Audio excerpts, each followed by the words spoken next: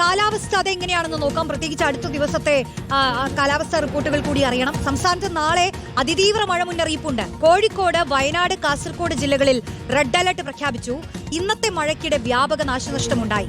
തിരുവനന്തപുരത്താണ് സ്കൂളിന്റെ മതിലിടിഞ്ഞു വീണത്. നമ്മൾ കണ്ടതാണ്. Pattom government model girls higher secondary സ്കൂളിന്റെ മതിലാണ് ഇടിഞ്ഞു വീണത്. അങ്ങനെ പല സ്ഥലത്തു നിന്നും ഇത്തരത്തിലുള്ള മഴക്കെടുതികൾ റിപ്പോർട്ട് ചെയ്തതാണ്.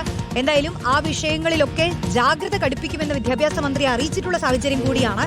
മന്ത്രിയുടെ ഒരു പ്രതികരണം അത് നമുക്ക് കേൾക്കാവുന്നതാണ്. ഞാനിപ്പോ നിങ്ങൾ പറയുമ്പോഴാണ് അത് അറിയുന്നത്.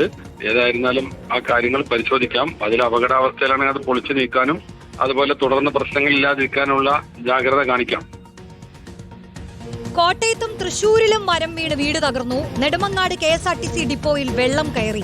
അതിന്റെ കൂടുതൽ വിവരങ്ങളിലേക്കൊക്കെ നമുക്ക് എത്താം. ഇപ്പോൾ സാന്ത്വന ചേരുന്നു. സാന്ത്വന, കാലാവസ്ഥാ റിപ്പോർട്ടുകൾ നമുക്ക് ആദ്യം പങ്കുവയ്ക്കാം. പ്രത്യേകിച്ച് നാളെ വടക്കൻ ജില്ലകളിൽ റെഡ് അലർട്ട് ആണല്ലേ? ജാഗ്രതയോടുകൂടി തന്നെ ഇരിക്കണം. കാരണം മഴക്കെടുതിയും കൂടുതലായി റിപ്പോർട്ട് ചെയ്യുന്നു അല്ലേ ഈ ദിവസങ്ങളിൽ? റോഷ്നി, കാലവർഷവുമായി ബന്ധപ്പെട്ട് ഇന്നും നാളെയും കൂടി അതിശക്തമായ മഴ തുടരും എന്നുള്ള കാര്യം തന്നെയാണ് കാലാവസ്ഥാ വകുപ്പ് അറിയിച്ചിരിക്കുന്നത്. അതുമാത്രവുമല്ല, നാളെ ഇപ്പോൾ സംസ്ഥാനത്ത് അതിതീവ്ര മഴയ്ക്കുള്ള സാധ്യതയുണ്ട് എന്ന് അറിയിച്ചിട്ടുണ്ട്. അതിന്റെ ഒരു പശ്ചാത്തലത്തിൽ 3 ജില്ലകളിൽ റെഡ് അലർട്ട് പ്രഖ്യാപിക്കുന്ന ഒരു സാഹചര്യമാണ് നിലവിലുള്ളത്. കോഴിക്കോടും കണ്ണൂരും കാസർഗോഡ് ഈ 3 ജില്ലകളിലാണ് നാളെ റെഡ് അലർട്ട് പ്രഖ്യാപിച്ചിരിക്കുന്നത്. ഇനി ഇന്നത്തെ അലർട്ടുകളിലേക്ക് വരികയാണെങ്കിൽ ഇന്നും കോഴിക്കോട്, കണ്ണൂർ, കാസർഗോഡ് ഈ 3 ജില്ലകളിൽ ഇന്ന് ഓറഞ്ച് അലർട്ടാണ് പ്രഖ്യാപിച്ചിരിക്കുന്നത്.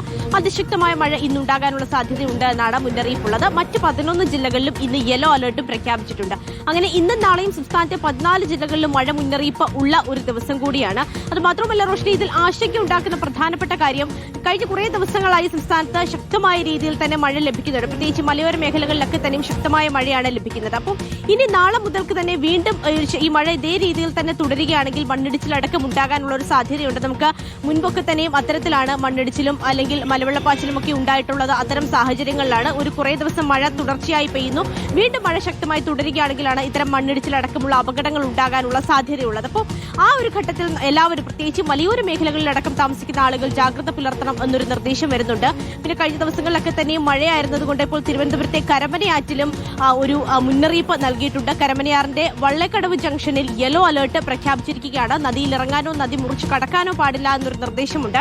ഇതിപ്പോൾ കരമനയാറ്റിൽ മാത്രമാണ് മുന്നറിയിപ്പ് നൽകിയിരിക്കുന്നതെന്നേ ഉള്ളൂ. എല്ലാ ആറ്റിലും തോട്ടിലും ഒക്കെ തന്നെയും ശക്തമായ നീരൊഴുക്ക് ഉണ്ട്. അതുകൊണ്ട് തന്നെ പരമാവധി ആറ്റിലും തോട്ടിലും ഒന്നും ഇറങ്ങാതെ മുറിച്ച് കടക്കാതിരിക്കാൻ ശ്രദ്ധിക്കണം എന്നൊരു അറിയിപ്പുണ്ട്.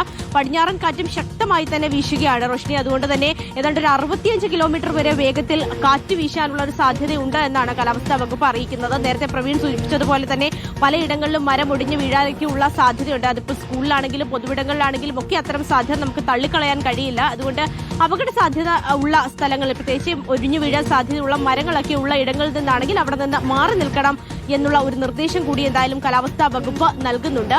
പിന്നെ മത്സ്യത്തൊഴിലാളികൾക്കും പ്രത്യേകമായ ജാഗ്രതാ നിർദ്ദേശം നൽകിയിട്ടുണ്ട്. കേരള, കർണാടക, ലക്ഷദ്വീപ് തീരങ്ങളിൽ നിന്ന് മത്സ്യബന്ധനത്തിന് വിലക്ക് ഏർപ്പെടുത്തിയിട്ടുണ്ട്. നാളെ വരെയാണ് നിലവിൽ വിലക്ക് ഏർപ്പെടുത്തിയിരിക്കുന്നത്. വരും ദിവസങ്ങളിൽ ഇനിയിപ്പോൾ കടലിന്റെ ഒരു സ്ഥിതിയൊക്കെ നോക്കിയിട്ട് ആവശ്യമെങ്കിൽ മാത്രമായിരിക്കും മുന്നറിയിപ്പ് നൽകുക. അല്ലാത്ത പക്ഷം നാളെ വരെ ഈ മത്സ്യബന്ധനത്തിന് വിലക്ക് ഏർപ്പെടുത്തിയിട്ടുണ്ട് എന്നും കാലാവസ്ഥാ വകുപ്പ് അറിയിച്ചിട്ടുണ്ട്. ശരി, സാന്ത്വന സാജുവാണ് കാലാവസ്ഥാ റിപ്പോർട്ടുകൾ നൽകിയത്.